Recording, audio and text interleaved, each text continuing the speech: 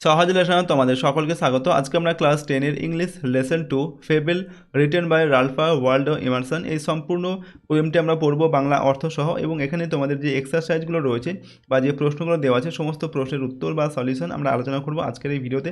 সুতরাং সম্পূর্ণ ভিডিওটি অবশ্যই তোমরা মনোযোগ সহকারে দেখো, তাহলে তোমাদের এই যে লেসন 2 ফেবেল রয়েছে এই পোয়েমটির সম্পূর্ণ বাংলা অর্থ তোমরা ভালোভাবে বুঝতে পারবে, এবং এখানে যে অ্যাক্টিভিটি বা যে এক্সারসাইজগুলো দেওয়া আছে তার উত্তরও তোমরা কিন্তু জানতে পারবে এই ভিডিওটির মাধ্যমে। এবং পরীক্ষা যদি তোমাদের এই লেসন থেকে কোনো স্ট্যান্ডা তুলে প্রশ্ন দেওয়া হয় তাহলে সেই লাইনগুলোর বাংলা অর্থ তোমরা ভালোভাবে বুঝতে পারবে, এবং সেখানে যে প্রশ্ন দেওয়া থাকবে তার উত্তরও তোমরা কিন্তু পরীক্ষায় সহজেই লিখতে পারবে। তো চলো আজকে আমরা দেখে নিই তোমাদের ক্লাস 10 এর English lesson 2 fable written by, অর্থাৎ লিখেছেন হচ্ছে রালফা ওয়াল্ডো এমারসন। ঠিক আছে, এই সম্পূর্ণ পোয়েমটি আমরা পড়বো বাংলা অর্থ সহ, এবং এখানে যে এক্সারসাইজ রয়েছে তার উত্তরও কিন্তু আমরা জেনে নেব সমস্ত এক্সারসাইজের উত্তর। তো দেখো এখানে প্রথমে যে নামটা আমাদের দেওয়া আছে ফেবেল। ফেবেল মানে হচ্ছে কি, ফেবেল বলতে যে পৌরাণিক কাহিনী নিয়ে যে সমস্ত গল্প লেখা হয় সেগুলোকে বলা হয় ফেবেল সাধারণত। ঠিক আছে, তো আমরা দেখো প্রথমে এখান থেকে পড়বো the author and the text. Author বলতে লেখক, আর টেক্সট বলতে যে পোয়েমটি আমরা পড়বো সেটার সম্পর্কে একটা তথ্য এখানে দেওয়া আছে। তো সেটা একবার পড়ে নিয়ে তারপর আমরা মূল কবিতাটি পড়বো, তারপর এক্সারসাইজগুলোকে আমরা সলভ করবো। তো এখানে কি বলা হচ্ছে দেখো, রালফা Waldo Emerson 1803 to 1882 was an American essayist, lecturer and poet। তো দেখো রালফা ওয়াল্ডো এমারসন এর জন্ম 1803 খ্রিস্টাব্দে, মৃত্যু হচ্ছে 1882 খ্রিস্টাব্দে। ওয়াজ মানে ছিলেন, অ্যান্ড মানে হচ্ছে একজন, আমেরিকান এসেইস্ট মানে হচ্ছে প্রবন্ধকার। তো আমেরিকার একজন প্রবন্ধকার ছিলেন। লেকচারার মানে হচ্ছে একজন বক্তা ছিলেন, ভালো বক্তা ছিলেন। ঠিক আছে, লেকচার দিতে পারতেন ভালো। অ্যান্ড পোয়েট, এবং একজন কবি ছিলেন। পোয়েট মানে হচ্ছে কবি। His famous poems include Concord, Hymn and Brahma. দেখো হিজ ফেমাস মানে হিজ মানে কি তার, ফেমাস মানে বিখ্যাত, পোয়েমস মানে হচ্ছে কবিতাগুলি, ইনক্লুড মানে হচ্ছে যে তার বিখ্যাত কবিতা সেগুলো হচ্ছে কি কঙ্কর্ড, হাইম অ্যান্ড ব্রহ্মা এইগুলো। The poem describes the conversation between the squirrel and the mountain. তো দেখো দ্য পোয়েম বলতে যে কবিতাটা আমরা পড়বো সেই কবিতাটি, ডেসক্রাইবস মানে হচ্ছে বর্ণনা করে বা বর্ণনা দেয়, আর কনভারসেশন মানে হচ্ছে একটি কথোপকথন, between the squirrel and the mountain. Mountain মানে কি পর্বত, এবং স্কুইরেল মানে হচ্ছে কাঠবিড়ালি। তো পর্বত এবং কাঠবিড়ালির মধ্যে, বিটুইন বলতে দুটির মধ্যে বোঝাতে আমরা বিটুইন ব্যবহার করি। তো এই কাঠবিড়ালি আর পর্বতের মধ্যে একটা কনভারসেশন মানে কথোপকথন হয়েছিল, সেটাই হচ্ছে আমাদের এই কবিতার মধ্যে বর্ণনা করা হয়েছে। এরপর দেখো, the squirrel points out that in this world every being, living or non living, big or small, have their individual reasons for existence. তো কী বলা হচ্ছে, দ্য স্কুইরেল মানে হচ্ছে কাঠবিড়ালিটি, পয়েন্টস আউট মানে হচ্ছে নির্দেশ দেয় বা ইঙ্গিত করে, দ্যাট যে, ইন দিস ওয়ার্ল্ড অর্থাৎ এই পৃথিবীতে, এভরিথিং মানে প্রত্যেকটা জিনিস, লিভিং অর নন লিভিং অর্থাৎ জীবন্ত অথবা যেটা মৃত আর কি, বিগ অর স্মল বড় অথবা ছোট, have their individual reasons for existence মানে হচ্ছে অস্তিত্ব থাকা বা টিকে থাকা বা বেঁচে থাকা। ঠিক আছে, রিজন মানে হচ্ছে কারণ, ইন্ডিভিজুয়াল মানে হচ্ছে কোনো একজন ব্যক্তিকে বোঝায়। তো এই সমস্ত জিনিসের কিন্তু বেঁচে থাকার বা থাকার একটা নির্দিষ্ট কারণ রয়েছে। অকারণে কিন্তু এই পৃথিবীতে কোনো জিনিস নেই, প্রত্যেকটা জিনিসের কিন্তু এই পৃথিবীতে দরকার রয়েছে এই বিশ্ব ব্রহ্মাণ্ডে। ঠিক আছে, তো সেটাই কিন্তু এখানে এই কাঠবিড়ালি এখানে ইঙ্গিত দিয়েছে বা এখানে বোঝাতে চেয়েছে আর কি কবিতাটির মাধ্যমে। দেখো এখানে কি বলা হচ্ছে, রিড দ্য ফলোয়িং পোয়েম, নিজের কবিতাটি পড়ো। ওকে, তো প্রথমে দেখো কী দেওয়া আছে, the mountain and the squirrel had a quarrel. এখানে কোয়ারেল মানে হচ্ছে কি ঝগড়া, দ্য মাউন্টেন মানে হচ্ছে পর্বত, অ্যান্ড মানে এবং, দ্য স্কুইরেল মানে হচ্ছে কি কাঠবিড়ালি। ঠিক আছে, অর্থাৎ পর্বত এবং কাঠবিড়ালির মধ্যে ঝগড়া হয়েছিল। ঠিক আছে, কোয়ারেল মানে হচ্ছে কি ঝগড়া, তো ঝগড়া হয়েছিল। And the former called the latter little prig. তো দেখো অ্যান্ড দ্য ফর্মার মানে হচ্ছে আগের জন। তো আগের জন বলতে কাকে বোঝানো হচ্ছে এখানে, আগের জন বলতে এই যে মাউন্টেন, তো মাউন্টেন তারপরে দেখো স্কুইরেল দেওয়া আছে। তো আগের জন, ফর্মার বলতে আগের জন, অর্থাৎ মাউন্টেন কল্ড মানে কি বললো, দ্য ল্যাটার মানে পরের জনকে বললো, পরের জনকে স্কুইরেল মানে স্কুইরেলকে বললো, মাউন্টেন স্কুইরেলকে বললো কি লিটল প্রিক মানে ছোট্ট নীতিবাগিস। তো ছোট্ট নীতিবাগিস বলে মাউন্টেনকে স্কুইরেলকে ব্যঙ্গ করলো আর কি, মাউন্টেন অর্থাৎ পর্বত। তো এখানে দেখো প্রিগ মানে কি, প্রিগ মানে হচ্ছে কি নীতিবাগিস, যে ন্যায় নীতি মেনে চলে আর কি, তো তাকে বলা হয় এখানে নীতিবাগিস। তো একে মানে লিটল প্রিগ বলে ব্যঙ্গ করলো পর্বত। ঠিক আছে, এরপর দেখো বান রিপ্লাইড, অর্থাৎ এখানে বান বলতে হচ্ছে স্কুইরেল। ঠিক আছে, বান মানে হচ্ছে স্কুইরেল বা কাঠবিড়ালি। তো কাঠবিড়ালির রিপ্লাইড মানে উত্তর দিল। তো এই কথা শুনে কাঠবিড়ালি এবার মাউন্টেনকে উত্তর দিচ্ছে, কি বলছে দেখো, you are doubtless very big, দেখো ইউ আর মানে তুমি হও ডাউটলেস মানে নিঃসন্দেহে ভেরি বিগ মানে হচ্ছে অনেক বড়, but all sorts of things and weather must be taken in together to make up a year and a spear. দেখো কাঠবিড়ালি বলছে মাউন্টেনকে যে তুমি নিঃসন্দেহে অনেক বড়, এখানে দেখো ডাউটলেস মানে হচ্ছে নিঃসন্দেহে, তো নিঃসন্দেহে অনেক বড়, বাট কিন্তু অল সর্টস অফ থিংস মানে হচ্ছে অল সর্টস অফ থিংস মানে সমস্ত রকমের জিনিস, অ্যান্ড ওয়েদার এবং আবহাওয়া, must be taken in together, together মানে হচ্ছে কি একসঙ্গে, এই সব কিছুকে অবশ্যই একসঙ্গে করতে হবে বা একত্রিত করতে হবে, টু মেক আপ আ ইয়ার একটা বছর তৈরি করার জন্য, অ্যান্ড আ স্ফিয়ার, স্ফিয়ার মানে কি এই বিশ্ব ব্রহ্মাণ্ড, এবং এই বিশ্ব ব্রহ্মাণ্ড তৈরি করার জন্য এই সব কিছুকে কিন্তু একত্রিত করতে হবে, তবেই কিন্তু একটা বছর এবং একটা যে বিশ্ব ব্রহ্মাণ্ড সেটা তৈরি হতে পারবে। And I think it no disgrace to occupy my place. Okay, তারপর কী বলছে অ্যান্ড এবং আই থিঙ্ক আমি মনে করি ইট নো ডিসগ্রেস, ডিসগ্রেস মানে হচ্ছে অপমানজনক বা অপমানকর, এটা অপমানজনক কিছুই নয়, two occupy my place, occupy মানে অধিকার করে থাকা, আমার এই যে জায়গা জুড়ে আমি থাকি, যে জায়গাটা আমি অধিকার করে থাকি, কাঠবিড়ালি বলছে, কাঠবিড়ালি তো খুব অল্প একটু জায়গা নিয়ে থাকে, তো কাঠবিড়ালি বলছে আমি যে এইটুকু জায়গা নিয়ে থাকি তাতে আমার কিন্তু কোনো অপমান কিছুই নয়, এটাতে আমি কোনো অপমানকর বা অপমানজনক কিছু বলে এটা মনে করি না। If I am not so large as you, you are not so small as I, and not half so spry. তো দেখো এখানে কাঠবিড়ালি কী বলছে, ইফ যদি I am not so large as you, আমি যদি তোমার মতো এত বড় নই, লার্জ মানে কি বড়, ঠিক আছে, you are not so small as I, তুমিও কিন্তু আমার মতো এত ছোটও নয়, স্মল মানে কি ছোট, and not half so spry, এবং আমার অর্ধেক প্রাণবন্তও তুমি নও, এখানে স্প্রাই মানে হচ্ছে কি প্রাণবন্ত, যে যার প্রাণ আছে এবং ছোটাছুটি করে বেড়ায়, ঠিক আছে, তো এখানে মাউন্টেনে তো কোনো প্রাণ নেই এবং সে ছোটাছুটি করতে পারে না, এক জায়গায় স্থির থাকে, তো সেই জন্য কাঠবিড়ালি বলছে তুমি আমার মতো অর্ধেক প্রাণবন্তও নও, ঠিক আছে।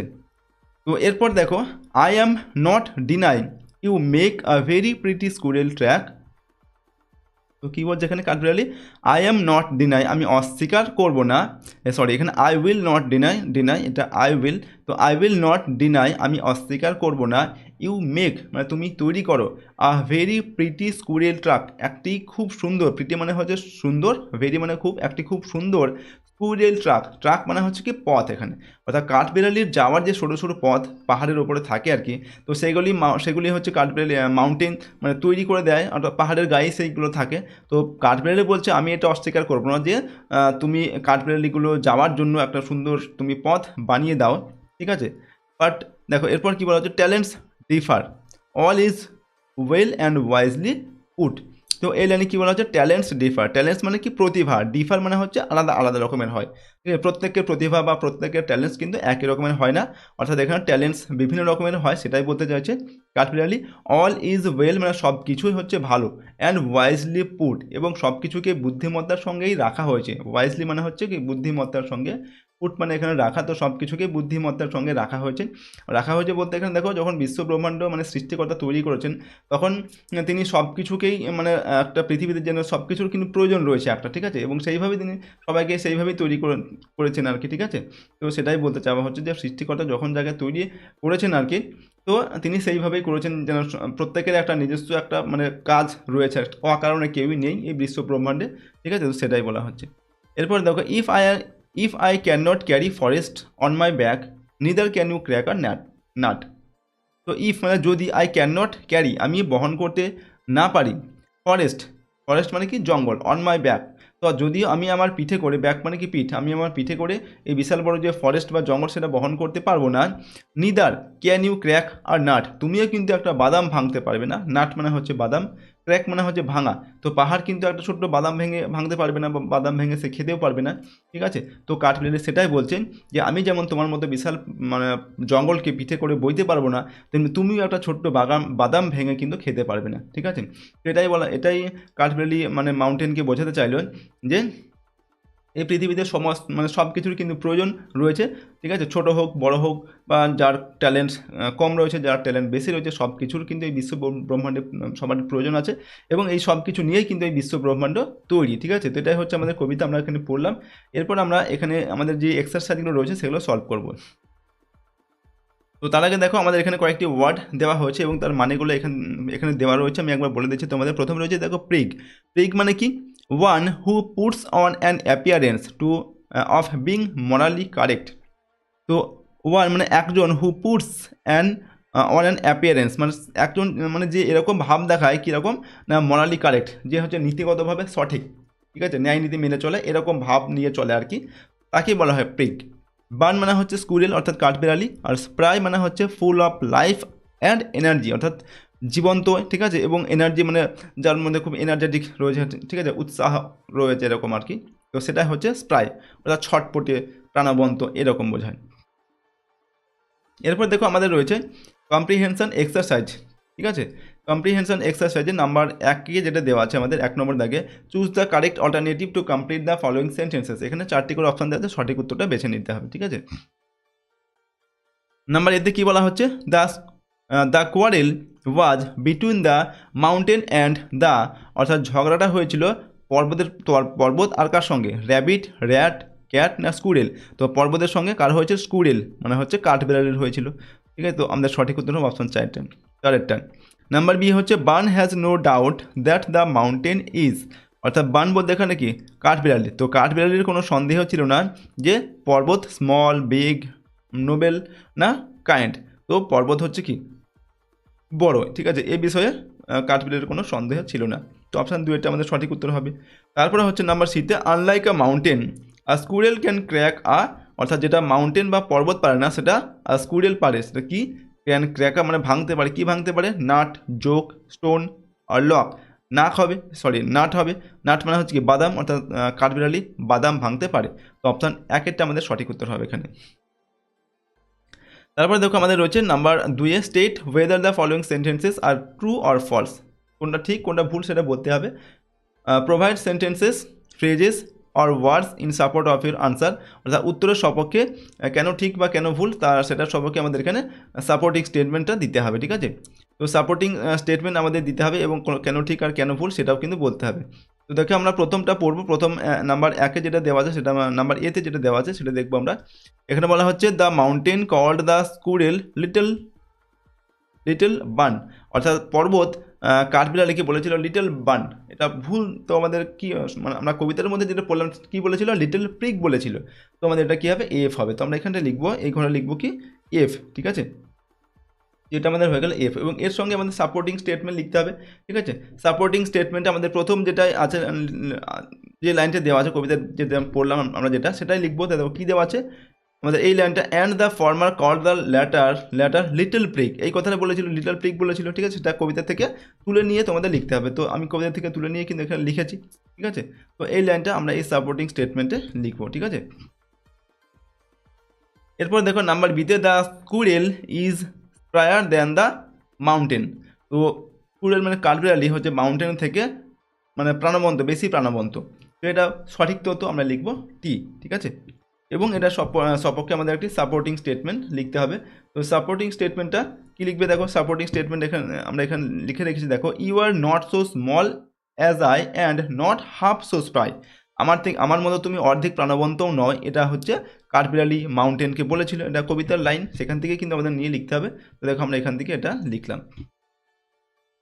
ঠিক আছে। এরপর দেখবো আমরা পরের প্রশ্ন। দেখো নাম্বার সিতে, the mountain can carry forest on it's back, মানে পর্বত তার পিঠে করে পাহাড়টাকে বইতে পারে। এটা সঠিক তথ্য। কাঠবিড়ালি এটা বলেছিল মাউন্টেনকে যে তুমি পিঠে করে তোমার পাহাড় বইতে, জঙ্গল বইতে পারো, যেটা আমি পারি না, ঠিক আছে। এবং এটা সাপোর্টিং স্টেটমেন্টে কী লিখবে? If I can not carry forest on my back neither can you crack a nut, অর্থাৎ নাট। অর্থাৎ এটা কাঠবিড়ালি মাউন্টেনকে বলেছিল যে তুমি, তোমার মতো আমি কিন্তু ফরেস্ট পিঠে করে বইতে পারবো না, কিন্তু আবার তুমিও কিন্তু আমার মতো একটা ছোট্ট বাদাম ভেঙেও খেতে পারবে না, ঠিক আছে। তো এটা আমাদের এখানে সাপোর্টিং স্টেটমেন্টে দিতে হবে, ঠিক আছে। তো দেখো এরপর আমরা দেখবো পরের প্রশ্ন নাম্বার 3 যেটা দেওয়া আছে, আনসার দ্য ফলোয়িং কোশ্চেন্স। নিচের প্রশ্নগুলোর উত্তর লিখতে হবে। 1 নম্বর দাগে কী দেওয়া আছে নাম্বার এতে, who had a quarrel with the squirrel, অর্থাৎ কাঠবিড়ালের সঙ্গে কে ঝগড়া করেছিল বা কার ঝগড়া বেঁধেছিল? কাঠবিড়ালের সঙ্গে মাউন্টেনের ঝগড়া বেঁধেছিল। তো আমরা কী লিখবো? দ্য মাউন্টেন, ঠিক আছে। The mountain had a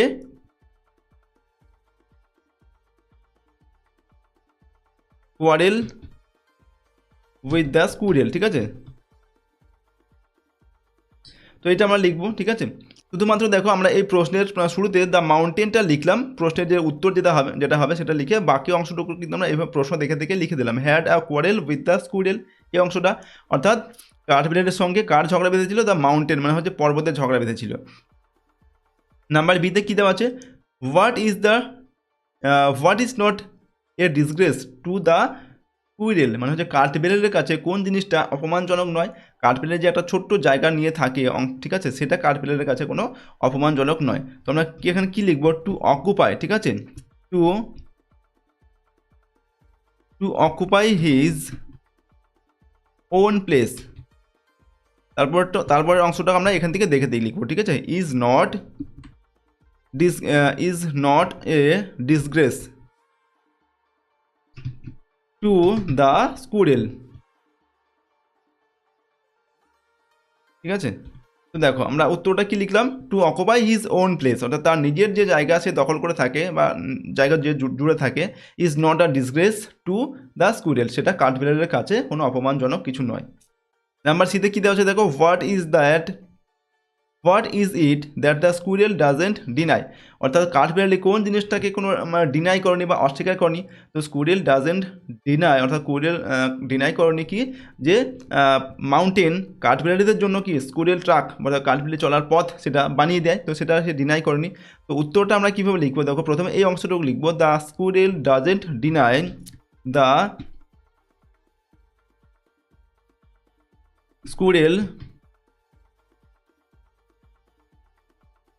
squirrel doesn't deny, okay, DENY।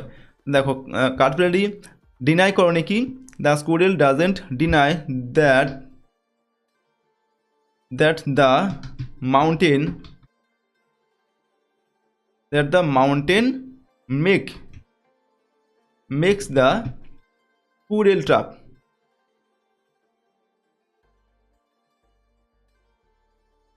ঠিক আছে, DRACK। দেখো আমরা কি লিখলাম উত্তরটা?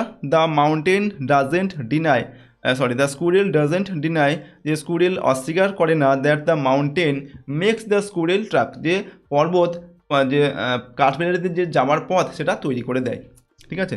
তো এগুলো আমরা লিখলাম প্রশ্নের উত্তরগুলোকে। তারপর দেখো গ্রামার ইন ইউজ, এখানে 4 নম্বর দেখো, replace the underlined words with the suitable phrasal verbs from the list given below. এই যে লিস্ট থেকে আমাদের ফ্রেজাল ভার্ব নিয়ে এই যে আন্ডারলাইন করা এই ভার্বগুলো দেওয়া আছে, এগুলো উঠিয়ে দিয়ে আমাদের ফ্রেজাল ভার্ব লিখতে হবে। Change the form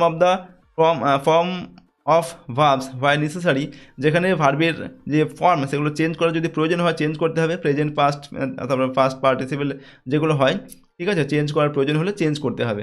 there is one extra phrasal verbs in the list, এবং লিস্টে একটা বেশি ফ্রেজাল ভার্ব দেওয়া আছে। এখানে 3টি প্রশ্ন দেওয়া আছে আর 4টি ফ্রেজাল ভার্ব দেওয়া আছে। প্রথমে দেওয়া আছে Ravi met his friend in the park, Ravi তার বন্ধুর সঙ্গে পার্কে দেখা করেছিল। এখানে মেটটা মানে কি দেখা করা, এটার ফ্রেজাল ভার্ব কোনটা সেটা এখান থেকে লিখতে হবে। এখান থেকে টার্ন ডাউন দেওয়া আছে, কাম ওভার দেওয়া আছে, পুট আপ উইথ দেওয়া আছে, কাম অ্যাক্রস দেওয়া আছে। তো কাম অ্যাক্রস এটার মানে হচ্ছে কি হঠাৎ করে দেখা হয়ে যাওয়া। তো এটা দেখো আমরা এই ফ্রেজাল ভার্বের জায়গায় এটা আমরা লিখবো কাম অ্যাক্রস, ঠিক আছে। কাম অ্যাক্রস হবে, এটা মেট এর জায়গায় কাম অ্যাক্রস, এখানে মেট দেওয়া আছে, তো এটাও কিন্তু চেঞ্জ করতে হবে, ভার্বটাকে CAME হবে, যেহেতু এটা পাস্ট ফর্মে দেওয়া আছে তো আমাদের এটাকেও পাস্ট টেন্সেই লিখতে হবে, ঠিক আছে। এটা মিট মানে কি, এটা মেট মানে কি পাস্ট ফর্ম দেওয়া আছে, তো এখানে আমাদের কী দেওয়া আছে? কাম অ্যাক্রস দেওয়া আছে, এটা কেম অ্যাক্রস হবে, ঠিক আছে, কেম অ্যাক্রস হবে। আমরা লিখলাম কেম অ্যাক্রস, এটা উঠিয়ে দিয়ে মেট উঠিয়ে দিয়ে কেম অ্যাক্রস হবে, তো মেটের জায়গায় হবে কেম অ্যাক্রস। নাম্বার বিতে কী দেওয়া আছে? Tanushree can not tolerate cruel behaviour to animals, অর্থাৎ অ্যানিম্যালসদের বা প্রাণীদের প্রতি যে খারাপ ব্যবহার, নিষ্ঠুর ব্যবহার, সেটা তনুশ্রী সহ্য করে না। এখানে টলারেট মানে হচ্ছে সহ্য করা, তো দেখো এখানে পুট আপ উইথ এটার মানে হচ্ছে সহ্য করা, ঠিক আছে। তো এই ফ্রেজাল ভার্বটা আমরা এখানে লিখবো, ঠিক আছে। তো যেহেতু এটা মানে প্রেজেন্ট ফর্মে টেন্সে দেওয়া আছে, তো আমরা এটা এখানে কোনো চেঞ্জ করবো না, ঠিক আছে। তো আমরা কী লিখবো? পুট আপ উইথ, যদিও পুট আপ মানে পুটের কোনো চেঞ্জ হয় না, ঠিক আছে, পুট তিনটেই একই হয়, ঠিক আছে, প্রেজেন্ট, পাস্ট আর পাস্ট পার্টিসিপল তিনটে ফর্মই কিন্তু একই হয়। তো আমরা এখানে লিখলাম কি পুট আপ উইথ, ওকে। তো এখানে আমাদের এই যে টলারেট উঠিয়ে দিয়ে পুট আপ উইথ লিখতে হবে। তারপর নাম্বার সিতে দেওয়া আছে হিজ প্রপোজাল ওয়াজ রিজেক্টেড, তার যে প্রস্তাব সেটা রিজেক্ট মানে বাতিল করা হয়েছিল। এখানে বাতিল করার ইংরেজি হচ্ছে টার্ন ডাউন। তো দেখো এখানে টার্ন ডাউনটা এখানে রিজেক্টেড দেওয়া আছে, তো এটাও কিন্তু আমাদের পাস্ট ফর্ম লিখতে হবে, কিন্তু টার্ন ডাউন হবে, ইডি যোগ করতে হবে, ঠিক আছে, টার্নের সঙ্গে TURNED টার্ন ডাউন, ঠিক আছে, এটা লিখতে হবে রিজেক্টেডটা উঠিয়ে দিয়ে। তো এই ফ্রেজাল ভার্বগুলোকে আমরা করলাম। এরপর নাম্বার 5 কি দেওয়া আছে দেখো, change the voice of the following sentences, নিচেরগুলোর আমাদের ভয়েস চেঞ্জ করতে হবে। নাম্বার এতে কী দেওয়া হচ্ছে, লক দ্য ডোর, অর্থাৎ দরজাটি বন্ধ করো। তো দেখো এখানে কিন্তু আমাদের লক দ্য ডোর কোনো সাবজেক্ট নেই, শুধুমাত্র দ্য ডোর, কী বন্ধ করবে দরজাটি সেটা দেওয়া আছে। তো যখন আমাদের কোনো সাবজেক্ট নেই তখন আমরা কী করবো, এগুলো সেন্টেন্সগুলোকে লেট দিয়ে লিখতে পারি, অথবা আর একরকমভাবেও লেখা যায়। তো প্রথমে আমরা এটাকে লেট দিয়ে লিখছি, কীভাবে লিখবো দেখো, লেট দিয়ে লিখবো, late the door, DOOR, late the door B lock বলা হয়েছে, তো কী হবে, LOCKED, লকড হবে, ঠিক আছে। আমরা ভয়েস চেঞ্জ করি কীভাবে, ভয়েস চেঞ্জ সবসময় ভার্বের থার্ড ফর্মটা লিখতে হয়। তো দেখো late the door be locked, দরজাটি বন্ধ করা হোক, অথবা এটাকে আমরা এভাবে লিখতে পারি। এখানে দেখো ইউটা কিন্তু উজ্জ্ব রয়েছে, ঠিক আছে, এখানে কাকে বলা হচ্ছে, লক দ্য ডোর মানে তোমাকে বলা হচ্ছে, ঠিক আছে। তো ইউ দিয়ে আমরা লিখতে পারি, কীভাবে লিখবো, you are order to lock the door, ঠিক আছে, এভাবে কিন্তু লেখা যায়, you are order to lock the door, অথবা let the door be locked, দরজাটি বন্ধ করা হোক, ঠিক আছে। তারপর দেখো আমাদের পরের নাম্বার বিতে, Asim knows the solution to this problem, এই সমস্যাটির যে সমাধান সেটা অসীম জানে। তোমরা প্রথমে আমাদের কী করতে হবে, অবজেক্টটাকে সাবজেক্টের ঘরে লিখতে হবে। তো অবজেক্ট কোনটা, the solution to this problem, এই সম্পূর্ণটা হচ্ছে অবজেক্ট। তো দেখো এখানে আমরা প্রথমে কী করবো, এই অবজেক্টটাকে আগে লিখবো, the solution to this problem, এটা হচ্ছে অবজেক্ট। তো অবজেক্টটা আমাদের সাবজেক্টে লিখতে হবে, কী লিখতে দেখো, দ্য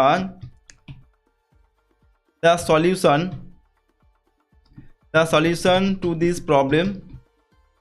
তারপর কী হবে, যেহেতু এটা প্রেজেন্ট টেন্সে দেওয়া আছে তো ইজ হবে, ঠিক আছে, সাবজেক্টে যেহেতু সিঙ্গুলার সাবজেক্ট পেলাম তো ইজ হবে। এবার নো এর থার্ড ফর্ম হবে, নো হচ্ছে ভার্ব, তো KNOWN, ঠিক আছে, নন টু অসীম, ঠিক আছে, এখানে কিন্তু বাই হবে না, ASHIM, ঠিক আছে, নন টু অসীম, অর্থাৎ এই প্রবলেমের যে সমস্যার সমাধান সেটা অসীমের জানা, ঠিক আছে। এরপর দেখো নাম্বার সিতে, I had written a letter, এটা পাস্ট পারফেক্ট টেন্সে দেওয়া আছে। তো আমাদের প্রথমে আর লেটার, এটা হচ্ছে কি অবজেক্ট, তো অবজেক্টটাকে সাবজেক্টে লিখতে হবে, অর্থাৎ আই হ্যাড রিটেন, আমি একটি চিঠি লিখেছিলাম, তো কী লিখেছিলাম, চিঠি লিখেছিলাম, তো এটা অবজেক্টটা আগে লিখতে হয়। ভয়েস চেঞ্জের ক্ষেত্রে কী লিখতে হয়, আগে অবজেক্টটা লিখতে হয়, তো LETTER, লেটার লিখলাম। আর লেটার, তারপর দেখো সাবজেক্ট, এখানে ভার্ব কী দেওয়া আছে, হ্যাড দেওয়া আছে, তো হ্যাডটা আমরা লিখবো, হ্যাডের পরে কী হয়, বিন হয় ভয়েস চেঞ্জের ক্ষেত্রে, ঠিক আছে। তারপর ভার্বের থার্ড ফর্ম লিখতে হয়, থার্ড ফর্মটা হচ্ছে রিটেন, এখানে দেওয়া আছে, তো WRITTEN, রিটেন। তারপর বাই লিখে সাবজেক্টটা অবজেক্ট করতে হবে, সাবজেক্ট হচ্ছে কি আই থাকলে মি হয়, সরি এখানে ME, মি হবে, ঠিক আছে। তো আর letter had been written by me, একটা চিঠি আমার দ্বারা লেখা হয়েছিল। তো এইভাবে আমরা এই ভয়েস চেঞ্জগুলোকে করলাম। এরপর দেখো আমাদের রয়েছে রাইটিং অ্যাক্টিভিটিস, 6 নম্বর থেকে বলা হচ্ছে, write a letter to your friend within 100 ওয়ার্ডস, অর্থাৎ তোমার বন্ধুকে একটি 100 শব্দের মধ্যে চিঠি লিখতে বলা হচ্ছে।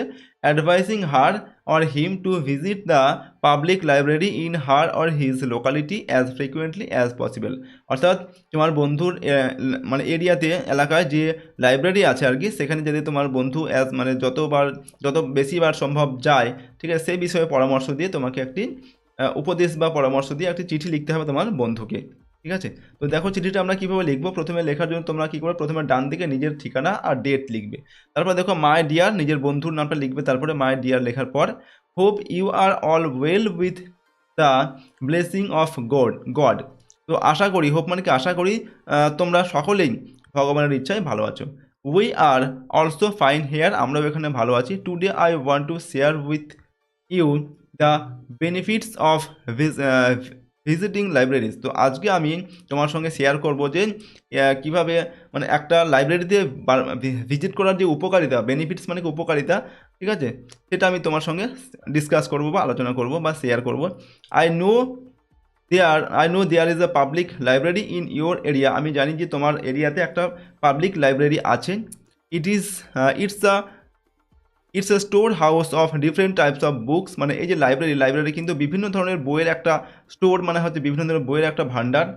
তো for any kind of reference book of your syllabus you can go there. সুতরাং তোমার সিলেবাসের যে কোনো ধরনের বইয়ের জন্য তুমি কিন্তু সেই লাইব্রেরিতে যেতে পারো, ঠিক আছে। So I suggest you visit the library whenever you can manage to get some time. সুতরাং আমি তোমাকে সাজেস্ট করবো বা প্রস্তাব দেবো যে যখনই তুমি মানে সময় পাবে তখনই কিন্তু লাইব্রেরিতে যাবে।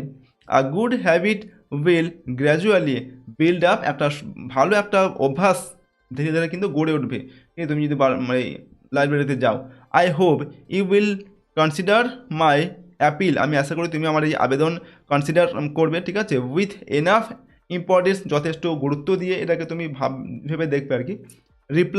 রিপ্লাই শুন, ঠিক শীঘ্রই আমার এই চিঠির উত্তর দেবে। এরপর দেখো ইয়োর ফ্রেন্ড লিখে নিজের নামটাকে পুরো নাম লেখার দরকার নেই, নিজের শুধুমাত্র প্রথম নামটুকু লিখলে এখানে হবে। তারপর নিজের বন্ধুর পুরো নাম, পুরো ঠিকানা কিন্তু এখানে লিখতে হবে, ঠিক আছে। এইভাবে তোমরা এই চিঠিটিকে লিখবে। এরপর দেখো পরের যে দেওয়া আছে নাম্বার 7 নম্বর দেখবে প্রশ্নে, রাইট আ প্যারাগ্রাফ উইদিন 100 ওয়ার্ডস, এখানে 100 শব্দের মধ্যে একটি প্যারাগ্রাফ লিখতে হবে। On the benefits of early morning rising using the early morning exercises, ঠিক আছে। ইউজিং দ্য ফলোয়িং পয়েন্টস, অর্থাৎ আর্লি মর্নিং এক্সারসাইজ মানে হচ্ছে সকাল সকাল ঘুম থেকে উঠে যে এক্সারসাইজ আমরা করি সেটার যে উপকারিতা, ঠিক আছে। তো সেটার সম্পর্কে বেনিফিটস মানে কি উপকারিতা, সেটার সম্পর্কে 100 শব্দের মধ্যে একটি প্যারাগ্রাফ লিখতে হবে। এখানে কয়েকটি পয়েন্ট দেওয়া আছে, এই পয়েন্টগুলো নিয়ে তোমাকে লিখতে হবে। তো দেখো এখানে পয়েন্টসগুলো কী দেওয়া আছে, গুড ফর হেলথ, অর্থাৎ স্বাস্থ্যের পক্ষে ভালো সকাল সকাল ঘুম থেকে ওঠা, এক্সারসাইজ করা। ফ্রেশ এয়ার, সকালবেলায় ফ্রেশ এয়ার মানে সতেজ যে বাতাস, ঠিক আছে, মানে বিশুদ্ধ বাতাস পাওয়া যায়। Keeps one active through out the day, মানে সবাইকে এটা সারাদিন মানে অ্যাক্টিভ থাকতে সাহায্য করে যদি সকাল সকাল আমরা ঘুম থেকে উঠে এক্সারসাইজ করি। তো এই পয়েন্টসগুলোকে দিয়ে আমাদের এই প্যারাগ্রাফটিকে লিখতে হবে। তো দেখো এই প্যারাগ্রাফটি আমরা এখানে লিখেছি তোমাদের জন্য। প্রথমে আমরা এখানে একটা হেডিং লিখেছি, benefits of early morning exercise, অর্থাৎ সকাল সকাল ঘুম থেকে উঠে এক্সারসাইজ করার যে বেনিফিটস বা উপকারিতা সেটা। এরপর দেখো getting up early in the morning is important and good for health, অর্থাৎ সকাল সকাল ঘুম থেকে ওঠা হচ্ছে গুরুত্বপূর্ণ বা প্রয়োজনীয় একটা জিনিস এবং এটা স্বাস্থ্যের পক্ষে ভালো। ইন দ্য আর্লি মর্নিং মানে সকালবেলায়, ঠিক আছে, দ্য এয়ার মানে বাতাস ইজ ফ্রেশ মানে সতেজ বা বিশুদ্ধ থাকে, অ্যান্ড মোস্টলি পলিউশন ফ্রি, এবং বেশিরভাগই কি বিশুদ্ধ বা পলিউশন ফ্রি থাকে আর কি, দূষণমুক্ত থাকে এই সময় বাতাসটা। This is very beneficial to our health, এবং এটা আমাদের স্বাস্থ্যের পক্ষে খুবই প্রয়োজনীয় বা খুবই একটা উপকারী একটা জিনিস। ইন অ্যাডিশন টু দ্যাট, এবং এটার সঙ্গে মানে যুক্ত এক্সারসাইজেস হেল্প আস আ লট, এবং এই সময় যদি আমরা এক্সারসাইজ করি তাহলে সেটা কিন্তু আমাদের আরও বেশি মানে হেল্প করবে বা সাহায্য করবে, আমাদের শরীরের পক্ষে ভালো হবে। Some free hand exercises keep our body fit for the day. তো সাম ফ্রি হ্যান্ডেড এক্সারসাইজেস মানে মুক্ত হাতে যে সমস্ত ব্যায়াম করা হয় আর কি, ঠিক আছে, সেই সমস্ত ব্যায়ামগুলো যদি আমরা করি, কিপ আওয়ার বডি সেটা আমাদের শরীরকে রাখবে ফিট, মানে ফিট রাখবে ফর দ্য ডে, সারাদিন ধরে আমাদের শরীরটাকে ফিট রাখবে, ঠিক আছে। দো through exercises in the morning we can avoid different types of diseases. তো থ্রু এক্সারসাইজেস মানে এই এক্সারসাইজের মধ্যে দিয়ে বা এই ব্যায়াম করার মধ্যে দিয়ে সকালবেলায়, ঠিক আছে, ইন দ্য মর্নিং মানে সকালবেলায়, উই ক্যান আমরা অ্যাভয়েড করতে পারি বা এড়িয়ে চলতে পারি ডিফারেন্ট টাইপস অফ ডিজিজেস, বিভিন্ন রকমের রোগ থেকে কিন্তু আমরা মুক্ত হতে পারি সকাল সকাল ঘুম থেকে উঠে যদি আমরা এক্সারসাইজ করি। For students exercises in the morning help to increase their concentration on studies. দেখো ফর স্টুডেন্টস মানে হচ্ছে ছাত্রছাত্রীদের জন্য এক্সারসাইজেস ইন দ্য মর্নিং সকালবেলায় ঘুম থেকে সকাল সকাল যে এক্সারসাইজ করা সেটা হেল্প মানে সাহায্য করে, টু ইনক্রিজ মানে হচ্ছে বাড়িয়ে তুলতে, দেয়ার কনসেন্ট্রেশন মানে হচ্ছে মনোযোগ, অন স্টাডিজ পড়াশোনায় মনোযোগ দিতে কিন্তু সাহায্য করে যদি আমরা সকাল সকাল ঘুম থেকে উঠে এক্সারসাইজ বা ব্যায়াম করি। তো everyone should try to follow a routine of early morning exercises. তো প্রত্যেকেরই উচিত কিন্তু সকাল সকাল এই ঘুম থেকে উঠে যে এক্সারসাইজ করার যে রুটিনটা বা নিয়ম মাফিক এটা করা, সকলে কিন্তু এটা রুটিন বানিয়ে মানে রুটিন করা এরকম মানে করা সকলের কিন্তু উচিত, স্বাস্থ্যের পক্ষে যেটা আমাদের এটা ভালো, ঠিক আছে। তো এইভাবে আমরা জাস্ট এটাকে লিখলাম, এই প্যারাগ্রাফটিকে তোমরা মুখস্থ করে নেবে, ঠিক আছে। এখান থেকে চাইলে তোমরা এখান থেকে স্ক্রিনশট নিতে পারো বা এটাকে তোমরা খাতায় লিখে নিতে পারো, ঠিক আছে। আজকে আমরা এই ভিডিওতে তোমাদের লেসন 2টা পড়লাম, ঠিক আছে, এবং দ্য ফেবল এই যে পোয়েমটা ছিল সেটা পড়লাম, তার সঙ্গে আমরা যে যে অ্যাক্টিভিটিগুলো ছিল বা এক্সারসাইজ ছিল সেগুলো কিন্তু আমরা সলভ করলাম। তো ভিডিওটি ভালো লাগলে অবশ্যই লাইক করবে, বন্ধুদের সঙ্গে শেয়ার করবে। চ্যানেল নতুন হয়ে থাকলে চ্যানেলটিকে সাবস্ক্রাইব করে বেল আইকনটিকে প্রেস করবে। তো সম্পূর্ণ ভিডিওটি দেখার জন্য আমাদের অসংখ্য ধন্যবাদ।